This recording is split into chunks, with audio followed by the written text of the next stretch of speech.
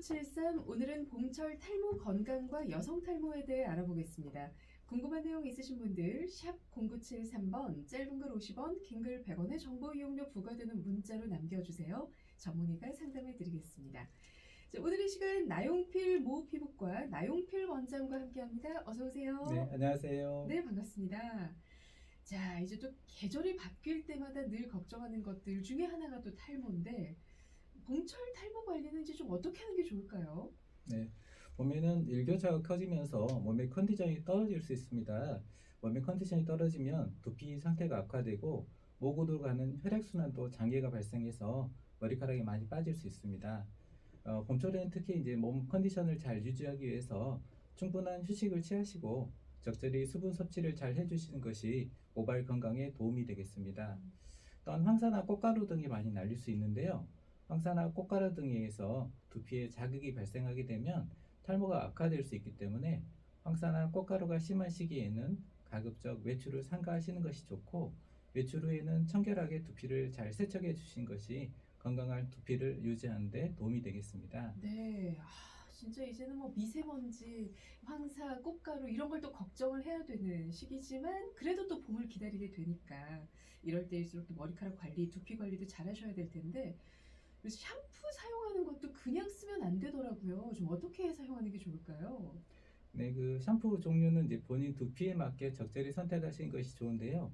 향이 강하고 세정력이 너무 센 샴푸는 사용을 좀 자제하시는 게 좋고요. 저자극성 샴푸를 사용하는 것이 좋고, 또 보습력이 있는 샴푸를 사용하시면 더 좋겠습니다. 샴푸 횟수는 보통 하루에 한 번 저녁에 해주신 것이 좋은데, 운동을 많이 하시거나 땀을 많이 흘리시는 체질이라면 아침 저녁 샴푸하셔도 무방합니다. 샴푸시에는 이제 샴푸에 물을 섞어서 충분하게 거품 내신 후에 두피에 접촉해 주시는 것이 좋고, 한 1, 2분 정도는 두피를 지문으로 마사지 하시듯이 문질러 주신 것이 모공에 쌓인 노폐물이나 피지를 제거하는 데 도움이 됩니다. 샴푸 후에는 샴푸 성분이 두피에 남아있지 않도록 잘 헹궈 주신 것도 중요하고요. 린스나 트리트먼트 제품을 사용 중이시라면 두피에 직접 닿지 않도록 머리카락에만 묻히고 헹궈 주신 것이 좋습니다. 샴푸 후에는 가볍게 수건으로 물기를 제거해 주시고 자연 바람으로 두피를 잘 말려 주신 것이 좋습니다. 두피를 잘 말리지 않고 생활하시게 되면 두피에 정상적으로 서식하는 비듬균이 증식하면서 두피에 트러블을 발생시킬 수 있습니다. 평소에 이제 두피가 가렵고 비듬이 있으시다면 이런 비듬균의 수를 조절해주는 지루성 피부염 샴푸나 비듬 샴푸를 가끔씩 사용해 주는 것도 좋습니다. 네, 두피 상태에 맞춰서 샴푸도 좀 고르셔야겠네요. 네네. 네. 그리고 이제 왜 애벌 빨래 하듯이 머리카락에 샴푸 한 번 하고 헹궈내고 한 번 더 샴푸를 쓰는 것도 괜찮다고 누군가는 하던데 그것도 좀 두피 관리하는 데 좋은 방법이 될까요? 뭐 보습력이 있고 저자극성 샴푸는 두 번 샴푸하셔도 되는데, 네. 혹시 향이 강하거나 음. 세정력이 너무 강한 거를 두 번 하시면 너무 모발이 건조해지고 아. 두피도 건조해질 수 있기 때문에 네. 샴푸에 따라서 부드러운 샴푸는 두 음. 번 하셔도 되고, 좀 강한 샴푸는 한 번만 하시는 게 좋을 것 같습니다. 네, 좋습니다. 자, 이렇게 또 샴푸를 잘 사용을 하더라도 그런데 이제 이게 뭐 샴푸가 이 탈모를 무조건 다 방지해 주는 건 아니잖아요. 탈모는 샴푸 습관 때문에도 발생을 할 수도 있다라는 말도 있기 때문에 이것도 좀 귀 기울여 들으셔야 될 것 같은데 어떻습니까? 이 샴푸를 이제 청결하게 하시는 거, 이게 두피 건강의 가장 기본적인 것이 되는데요. 이 탈모는 잘못된 이런 샴푸 습관뿐만 아니라 여러 가지 스트레스나 또 내과적인 질환, 과도한 다이어트, 유전적인 소인에 의해서 발생할 수 있습니다. 스트레스나 또 빈혈, 갑상선 호르몬 이상 등과 같은 내과적인 질환은 머리카락으로 가는 모근 세포의 정상적인 대사 과정을 억제하고 모근으로 가는 혈액순환을 방해할 뿐만 아니라 모발을 만드는 데 필요한 영양분이나 산소의 공급을 줄여서 머리카락을 많이 빠지게 할 수 있습니다. 또한 가장 흔한 탈모의 원인인 유전적인 소인에 의한 탈모의 경우 정상적으로 분비되는 남성 호르몬의 대사 물질이 모근으로의 단백질 합성을 억제하고 모근 세포를 위축시켜서 머리카락이 점차 가늘어지게 하고 많이 빠지게 되어 머리숱이 줄어드는 결과를 가져오게 됩니다. 그렇군요. 자, 이 여성분들도 이 탈모로 고민하는 분들이 정말 많은데 요즘 특히나 또 이 여성 탈모들 때문에 내원하는 분들 많으시다고 들었어요. 네, 과거에는 이제 남성분들이 주로 탈모 걱정돼서 또 발생해서 병원에 내원하셨는데 요즘은 여성분들도 탈모가 많이 발생해서 여성분들의 내원 비율이 높아지고 있습니다. 그 이후로는 이제 사회활동의 증가로 여성분들도 과거에 비해서 스트레스가 많이 증가되셨을 것으로 생각되고요. 최근에 이제 식생활의 서구화 등으로 인해서 당뇨, 고혈압, 고지혈증과 같은 대사성 질환이 늘어나고 있는데 탈모도 역시 이런 대사성 질환과 유사하게 식생활의 변화와 더불어 그 유병률이 높아지고 있습니다. 실제로 미국 탈모 환자의 40% 정도가 여성 환자분인 것으로 되어 있습니다. 또한 여성분들은 이제 평소에 다이어트를 하시면서 영양 섭취에 불균형이 발생할 수 있는데 이런 것들이 탈모를 촉진할 수 있고요.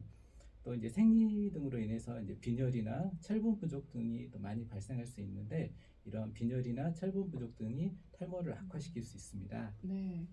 자, 그렇다면 이 여성 탈모로 고민하는 분들의 이제 상황까지 들어봤는데 남성과 다른 여성 탈모의 특징이라고 하면 어떤 게 있을까요? 네, 남성 환자분들은 이마가 넓어지고 정수리 부분의 모발 숱이 적어지면서 완전히 머리카락이 없어지는 대머리 형태까지 탈모가 진행할 수 있는데요. 여성분들의 경우는 남성분들처럼 완전히 대머리가 되지는 않고 머리카락이 점차 가늘어지면서 모발 숱이 적어진 형태로 많이 나타납니다. 대부분 가르마를 중심으로 모발 숱이 적어져서 정수리 부분에 두피가 비쳐 보이는 형태로 많이 나타나게 됩니다. 그 남성 환자분들보다 탈모 증상은 심하진 않지만 남성분들에 비해 미용적인 부분에 대해서 여성분들이 더 예민하게 느끼시기 때문에 여성분들은 탈모가 발생하면 심한 스트레스를 경험하시게 됩니다. 네. 실제로 그 여성 탈모의 가장 큰 원인이라고 하면 좀 어떤 게 있을까요? 역시 이제 가장 흔한 탈모 원인은 유전적인 소인에 의한 경우인데요. 사춘기 이후에 여성분들도 정상적으로 소량의 남성 호르몬이 분비되고 있습니다. 이 소량의 남성 호르몬이 뒷머리카락보다는 윗머리카락을 점차 가늘게 만들어서 서서히 가르마 부위가 넓어지게 되는데요. 20대 초반, 후반에 탈모가 많이 발생하기도 하지만 출산 후에 또 탈모가 심해지는 분들도 있고 또 갱년기 후에 탈모가 급격히 진행해서 내원하시기도 합니다. 또 과도한 다이어트나 스트레스로 인한 휴지기 탈모가 발생할 수 있는데요. 이 휴지기 탈모증은 윗머리카락뿐만 아니라 뒷머리카락도 많이 빠져서 전체적으로 머리카락이 숱이 줄어들고 적어진 형태로 내원하시게 됩니다. 그 외에 이제 머리카락이 동그랗게 빠지는 원형 탈모증도 있고요. 또 빈혈이나 갑상선 호르몬 이상, 또 다낭성 난소 증후군과 같은 내과적인 질환에 의해서도 탈모가 발생할 수 있습니다. 네. 자, 지금까지는 이제 탈모에 대한 특징과 그리고 또 원인에 대해서 알아봤다면 제일 중요한 건 역시나 치료 방법인데요. 어떻게 치료하는 게 좋을까요? 예, 뭐 많은 이제 여성 탈모 환자분들이 바르는 탈모 치료제를 사용하시게 되는데요. 이 바르는 탈모 치료제는 모근 주변의 혈관을 확장시키고 모근 세포의 재생을 촉진해서 탈모의 진행을 억제하고 모발이 굵어진 효과를 볼 수 있습니다. 간혹은 이제 같은 성분의 먹는 치료제를 복용하시기도 하는데요. 이 먹는 치료제는 처음에 이제 고혈압 치료제로 개발이 되었는데 모근을 강화시키는 효과가 검증되어서 이제 고혈압 치료 용량보다는 저용량으로 부작용을 줄이면서 필요에 따라 복용하시기도 합니다. 그 외에 이제 영양의 불균형이 있는 경우는 이제 모발 영양제를 복용하시면 다소 도움이 될 수 있고 또 병원에서 시행하는 여러 가지 성장인자 치료나 엑소존 치료, PRP 치료 등이 탈모 증상 개선에 도움이 될 수 있습니다. 네. 그리고 이렇게 치료를 하시다가 또 필요할 경우에는 모발 이식도 많이들 하시잖아요. 네, 이제 탈모가 많이 진행한 경우는 여성분들도 모발 이식 수술이 가능한데요. 탈모가 많이 진행해서 모근이 많이 위축이 되고 또 새로운 모발을 만드는 회복 능력이 많이 떨어진 경우는 상대적으로 잘 유지되는 경향이 있는 이 뒷머리카락이 모근을 이식해주면 그 모발은 잘 자라게 되고 탈모가 잘 발생하지 않는 성질이 있어서 탈모가 많이 진행한 분들은 또 모발 이식 수술이 가능합니다. 수술 전에 뒷모발 상태가 모발 수술에 적합한지 진찰을 받은 후에 모발 이식 여부를 결정하시면 좋습니다. 네. 또 그 밖에도 모발 이식이 필요한 경우라면 어떤 게 있을까요? 여성분들은 이제 선천적으로 이마가 넓으시는 경우 모발 이식을 고려해 볼 수 있습니다. 이 경우를 헤어라인 교정이라고 이야기하기도 하는데요. 이마가 너무 넓으면 얼굴이 커 보이고 헤어스타일링에 장애가 발생할 수 있어서 여성분들은 헤어라인 교정을 통해서 좀 더 자연스럽고 아름다운 이마선을 만들 수 있습니다. 그 외에도 이제 화상이나 교통사고, 또 선천적으로 두피에 흉터가 있는 경우 그 흉터가 노출될까봐 많은 스트레스를 받으시게 되는데요. 이 경우도 모발 이식 수술을 통해서 그 흉터 부위에 모근을 심어주면 모발이 잘 자라게 되어 흉터가 가려져서 흉터를 교정하는 목적으로 모발 이식 수술을 하기도 합니다. 네. 자, 이렇게 또 모발 이식까지 알아봤는데 사실 머리 숱이 많다고 해서 또 방심하시면 또 안 될 것 같아요. 이게 내가 어떤 상태냐에 따라서 좀 자주 빠지게 되는 경우들도 있고, 그리고 또 나이를 먹다 보면 자연스럽게 노화의 현상으로 하나씩 이어질 수도 있는데 평소에 두피 관리도 여러분 꼼꼼하게 잘 해주시길 부탁드립니다. 오늘 말씀은 여기까지 드릴게요. 원장님 고맙습니다. 감사합니다. 네, 지금까지 나용필 원장과 함께 모발 두피 관리 그리고 또 여성들의 모발 관련한 이야기를 나눠봤어요. 우리 5440님도 애벌 빨래 중어죠. 나도 머리카락 정말 많아서 예전엔 이발할 때 속갔는데 머리 꼭대기부터 이제는 탈모 현상이 좀 있네요 라고 하셨는데 스트레스가 없음에도 탈모 현상이 있다. 이럴 때 진짜 어떻게 해야 되는지 잠깐만 우리 원장님 다시 한번 모셔서 짧게 좀 들어볼게요. 어떻습니까? 스트레스가 일단 탈모의 중요한 원인이기도 하고요. 스트레스는 없으시대요. 네.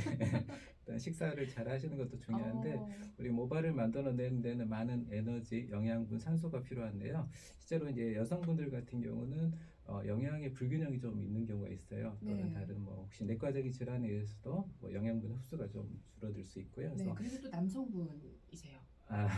네. 그래서 일단 식사를 잘 하시는 게 좋긴 하고요. 네. 그다음에 이제 남성분들은 가장 흔한 게 약간 유전적인 소인이 있을 수 있거든요. 그래서 요즘은 이제 가족력이 없이도 혹시 탈모 성향이 있을 수 있어서 이런 경우는 이제 생활습관 교정만으로 또 탈모 치료를 완벽히 예방하는 게 어려울 수 있기 때문에 혹시 그런 탈모 증상이 계속 지속된다면 병원에 내원하셔서 진찰을 받아보시는 게 좋을 것 같습니다. 네, 고맙습니다. 원장님 이번엔 진짜 보내드릴게요. 네. 감사합니다. 감사합니다. 네, 자 여러분과 함께 두피 관리 알아봤고요. 이어서 박진영의 노래 같이 들을게요. 허니. 고맙습니다, 원장님. 수고하셨습니다. 네. 문자가 일찍 왔으면 좋